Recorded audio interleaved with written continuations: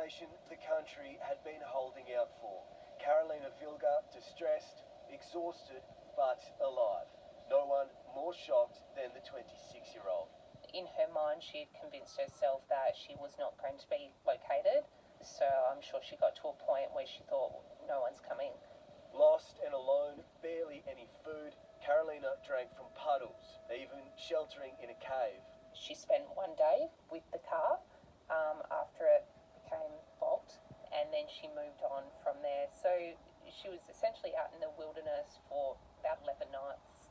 Disoriented and confused, the German backpacker scoured the bush and looked to the sky. She basically looked at the direction of the sun and tried to head west. Found only by chance yesterday afternoon by a stranger. She was on the side of the road and then she just walked out and waved her hands. And I knew who it was. I mean, who else would be out here, really?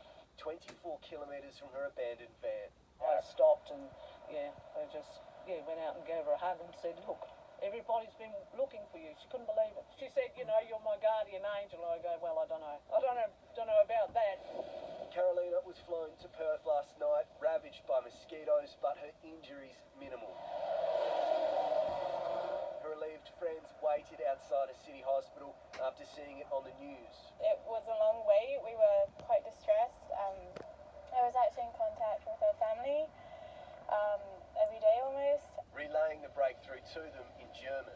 They almost couldn't believe it, but yeah, they were just overwhelmed with happiness. Police now able to shed some light on why Carolina was in such a remote spot. She had some open travel plans just to explore parts of Western Australia and then further head north and towards the east coast. The tiny town of Beacon, 310 kilometres northeast of Perth.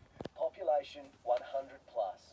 Still reeling but relieved about Carolina's remarkable journey from lost to found. I did actually say to her, I said, you can tell your grandkids about this because you weren't meant to go that day. And Lockie Byrne has the latest from Perth. Lockie, how's Carolina doing? Good evening, Mike. Well, she's here at Fiona Stanley Hospital in Perth where she'll remain overnight. She only requires some minor medical attention, walking away from the ordeal with a few cuts and bruises and an ankle injury.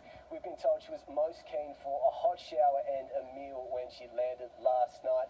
She is still receiving some support for the mental scars that have been left after a traumatising 12 days, but remarkably, it hasn't dampened her spirit. Police have revealed to us that she's told them she still loves Australia and has plenty of places around the country